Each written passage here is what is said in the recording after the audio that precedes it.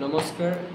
এটি অতি গুৰুত্বপূৰ্ণ ঘটনা যে ভবানীপুৰ আঞ্চলিক মহাবিদ্যালয়ৰ এজন ছাত্ৰক CUT এক্সামৰ নামত লগুণ খুলি দিয়া পৰিলক্ষিত হৈছে বা লগুণডাল খুলি দিবলগীয়া হৈছে।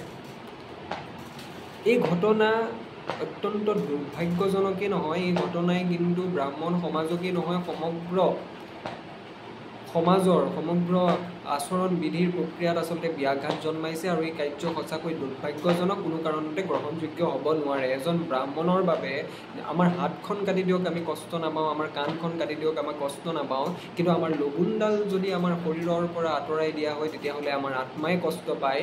এই কথাখিনি কিন্তু প্ৰত্যেকজন ব্যক্তিয়ে বুজাটো দৰকাৰ। ব্ৰাহ্মণ এজনে কেতিয়াও কাকো তুচ্ছ-তাচ্ছিল্য কৰা নাই, ব্ৰাহ্মণ এজনে কেতিয়াও কাৰো ধৰ্মত আঘাত সানিবলৈ যোৱা নাই। তেনেস্থলত বাৰে বাৰে ব্ৰাহ্মণ সমাজক লৈ পেলাই, ব্ৰাহ্মণ এজনক লৈ পেলাই যি ধৰণৰ তুচ্ছ-তাচ্ছিল্য কৰা দেখিবলৈ পোৱা গৈছে, এক কোনো কাৰণত কেতিয়াও গ্ৰহণযোগ্য হ'ব নোৱাৰে। আৰু 2 নম্বৰ কথাটো হৈছে, কেৱল এক ঘটনাই নহয়, এয়া হৈছে মহাপাপ। কিহৰ কাৰণে মহাপাপ বুলি কৈছোঁ? যিজন ব্ৰাহ্মণে ত্ৰিকাল সন্ধ্যা কৰে, যিজন ব্ৰাহ্মণে 9 গুণৰ সভ্যতাক আঁকোৱালি লৈ আগুৱাই যায়, সেই ব্ৰাহ্মণে কিন্তু ইচ্ছা কৰিলে বহু কিবা কিবি কৰিব পাৰে।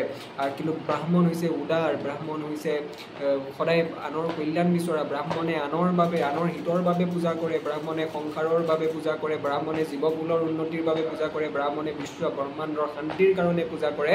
সেই ব্ৰাহ্মণক যদি এনেধৰণে তুচ্ছ-তাচ্ছিল্য কৰা হয়, বাৰে বাৰে ব্ৰাহ্মণ সমাজৰ প্ৰতি যি ভাবুকি অনাবোৰ দেখিবলৈ পোৱা যায়, এই কথা কেতিয়াও গ্ৰহণযোগ্য হ'ব নোৱাৰে। আৰু লগুণডালক লৈ পেলাই যি ধৰণৰ অপমান কৰা হৈছে, আমি উপনয়নৰ সময়ত অগ্নিক সাক্ষী কৰি পেলাই আমি বেদ মন্ত্ৰ পাঠ কৰি পেলাই আমি 9 গুণ ধাৰণ কৰোঁ, আমি ত্ৰিকাল সন্ধ্যা কৰোঁ, আৰু সেই ত্ৰিকাল সন্ধ্যা কৰা, সেই 9 গুণৰ ধাৰণ কৰা এজন ব্ৰাহ্মণক তুচ্ছ-তাচ্ছিল্য কৰা, সেই লগুণডালৰ অস্তিত্বক প্ৰশ্নবোধক চিনৰ অৱতাৰণা কৰাসকলৰ কিন্তু জীৱন বাটৰ পাঠ ঋণাত্মক দিশে যাব, সেই কথা স্পষ্ট। আৰু এই ঘটনা কোনো কাৰণত গ্ৰহণযোগ্য হ'ব নোৱাৰে। আৰু ব্ৰাহ্মণে সদায় শান্তি বিচাৰে, প্ৰগতি বিচাৰে, উন্নয়ন বিচাৰে, কিন্তু তাৰ অৰ্থ এইটো নহয় বাৰে বাৰে আমাক তুচ্ছ-তাচ্ছিল্য কৰি থাকিব, বাৰে বাৰে আমাৰ সভ্যতা সংস্কৃতিক অপমান কৰি থাকিব, বাৰে বাৰে আমাৰ লগুণডালক লৈ পেলাই প্ৰশ্ন কৰি থাকিব।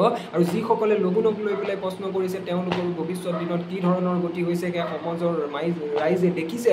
গতিকে এই ভবানীপুৰ আঞ্চলিক মহাবিদ্যালয়ে যি কাণ্ড সংঘটিত কৰিলে, কেতিয়াও গ্ৰহণযোগ্য হ'ব নোৱাৰে। এয়া সভ্য সমাজক উলংঘা কৰা এক কাৰ্য।